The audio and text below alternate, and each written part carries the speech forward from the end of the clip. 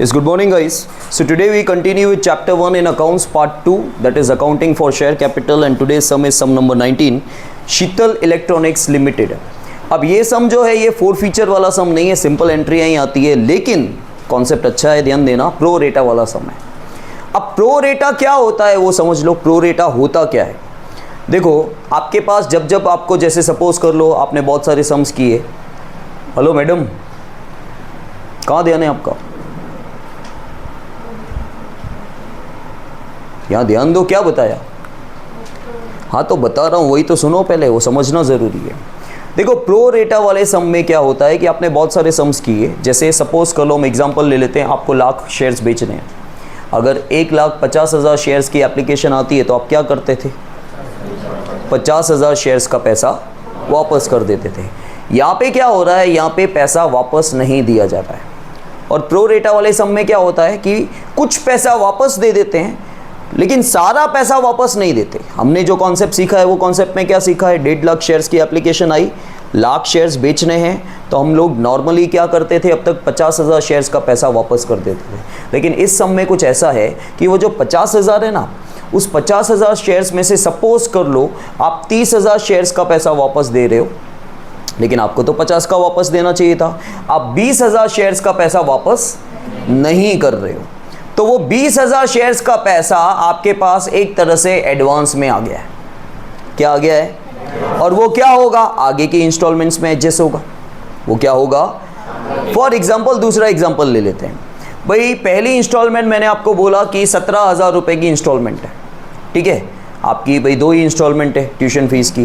पहली इंस्टॉलमेंट की जो है वो 17,000 की है, लेकिन कोई ऐसे पेरेंट्स हैं बोलते हैं सर राउंड फिगर में ले लो ना, चलो आप एक काम करो अभी 20 ले लो, आगे फिर बाकी का आप ले लेना करके, ठीक है।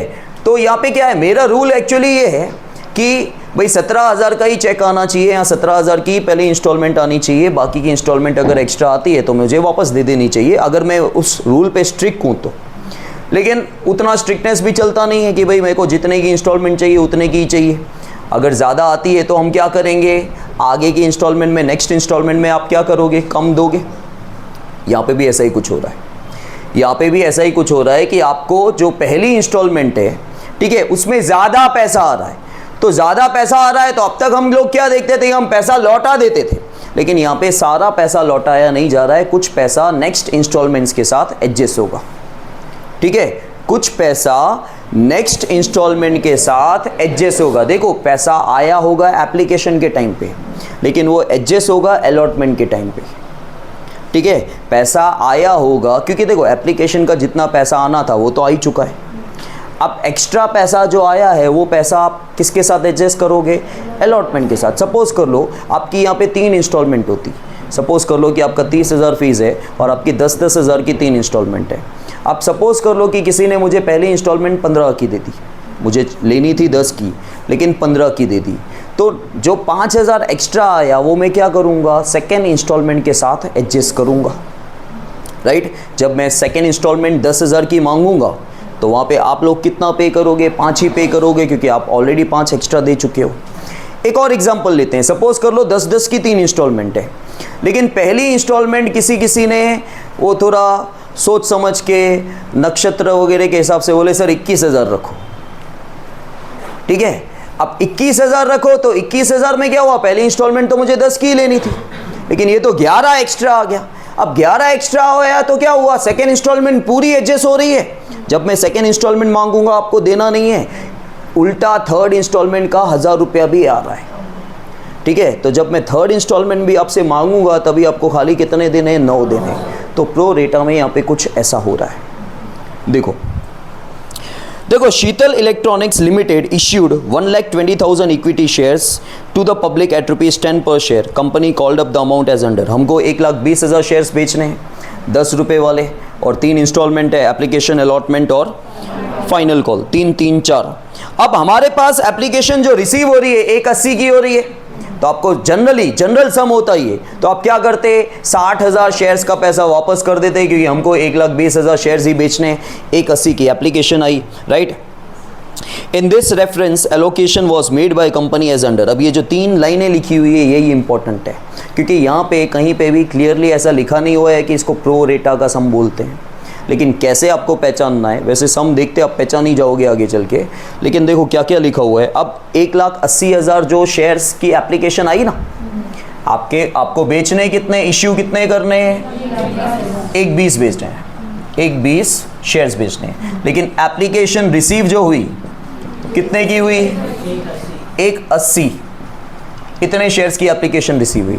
तो अब जो मैं 3 लाइन रीड करने वाला हूं वो 1,80 का बाइफर्केशन है, 1,80 के टुकड़े हैं, 1,20 के नहीं, क्योंकि एप्लीकेशन आई तो 1,80 की है। तो देखो, full allotment was made to applicants of 48,000 shares.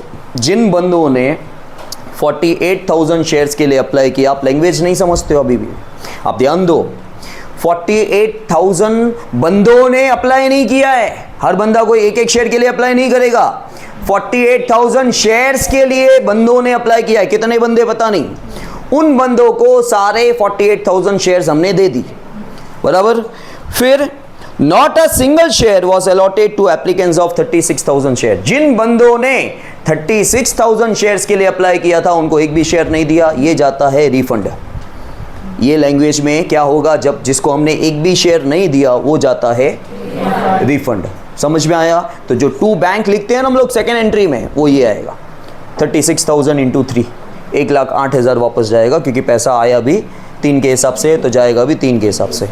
तीसरा, 72,000 shares were allotted to the applicants of 96,000 shares. अब जिन्होंने 96,000 शेयर्स के लिए अप्लाई किया उनको हमने कितने दिए, 72। अब होता क्या है, तुम बोलोगे सर ऊपर आपने अभी भी बोला कि वो 36,000 शेयर्स जो हैं उसका पैसा बैंक में जाएगा, तो जिन्होंने 96,000 शेयर्स के लिए अप्लाई किया उनको हमने 72,000 शेयर्स दिए, तो उनको भी तो 24,000 शेयर्स हमने अलॉट नहीं किए, तो उनको भी पैसा वापस देंगे ना? नहीं, ये वाला पैसा हम लोग वापस नहीं दे रहे हैं, ठीक है, ये वाला पैसा हम लोग वापस नहीं दे रहे हैं। अब आप बोलोगे सर ऐसा कहाँ लिखा हुआ है, सम ऐसा ही है, इसी को प्रो रेटा बोला जाता है, इसलिए आप ट्यूशन आ रहे हो समझने के लिए।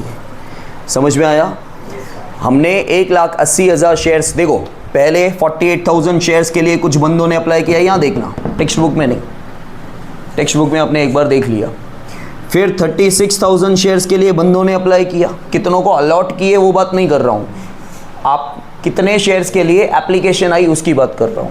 पहले 48,000 शेयर्स की एप्लीकेशन आई, फिर 36,000 शेयर्स की एप्लीकेशन आई, फिर 96,000 के लिए, इसका टोटल 1,80 हो रहा है, देखो इसका 1,80 हो रहा है, ठीक है। तो 1,80 का मैंने क्या बोला, 1,80 के टुकड़े कर रहे हैं हम लोग।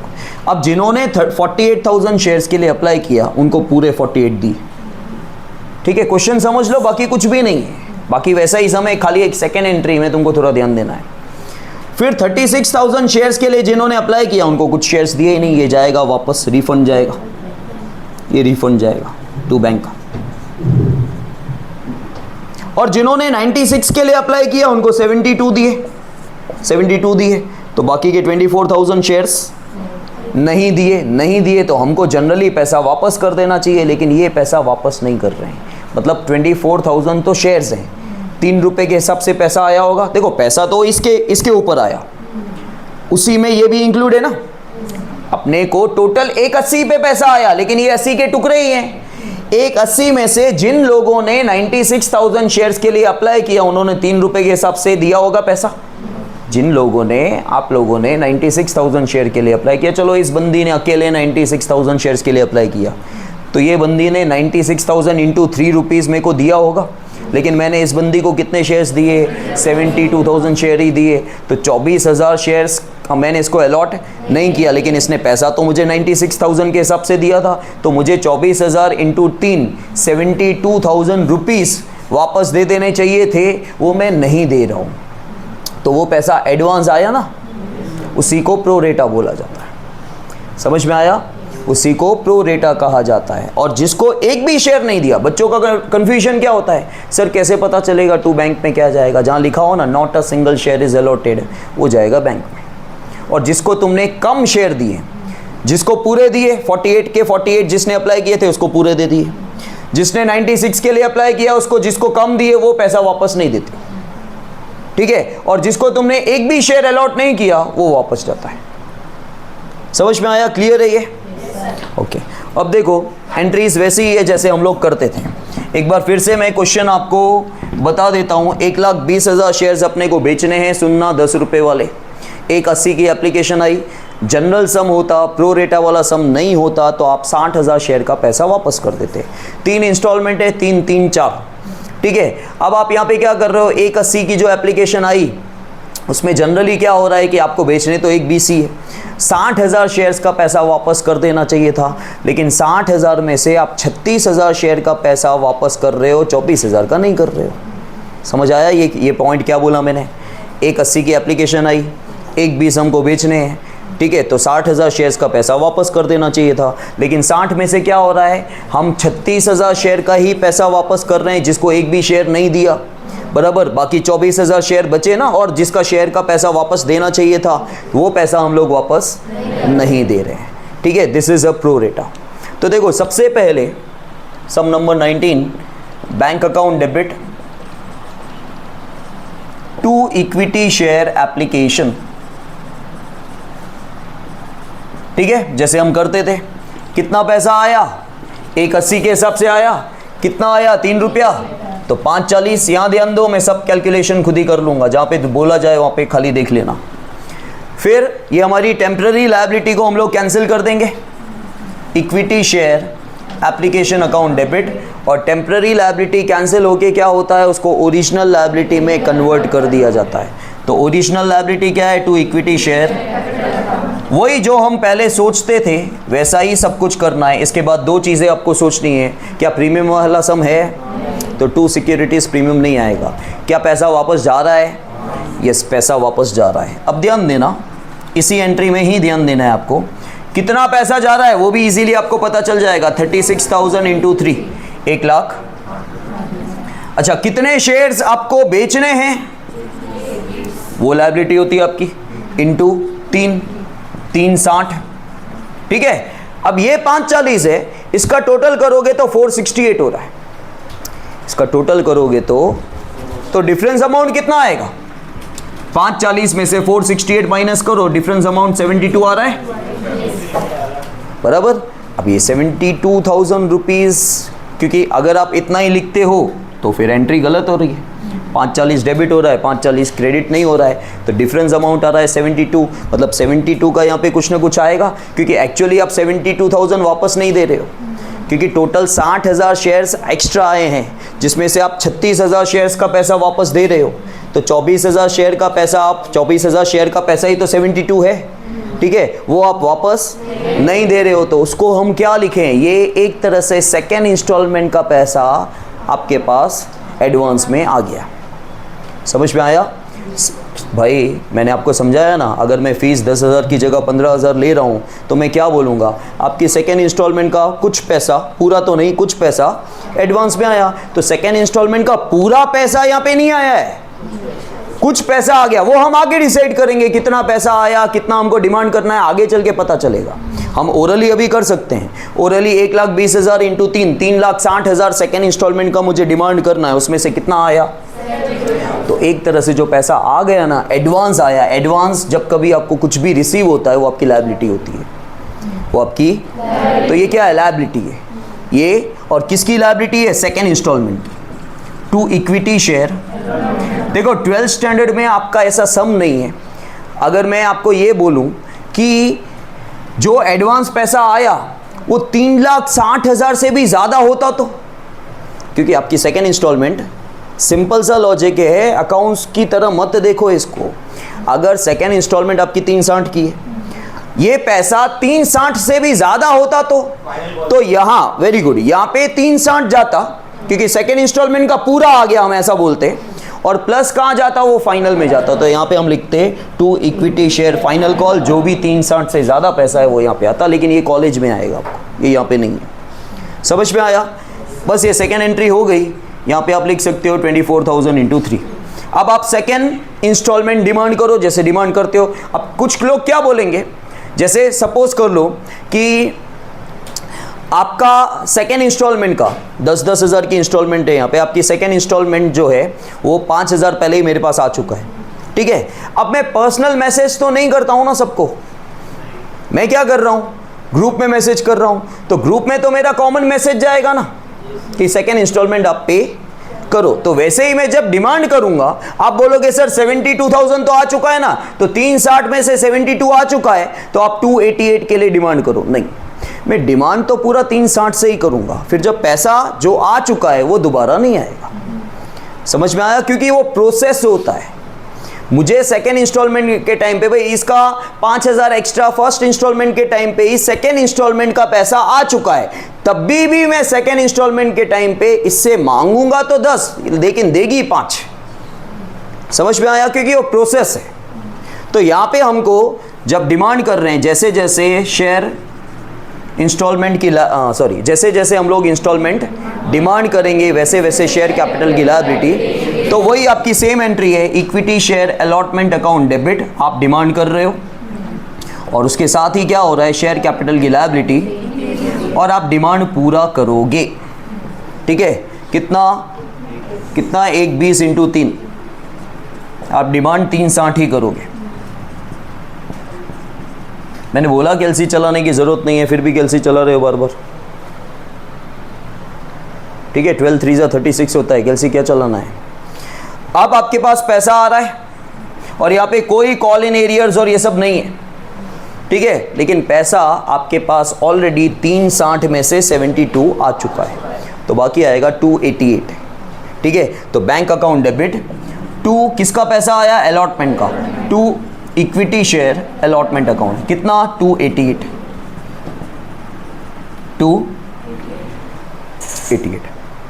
समझ में आया।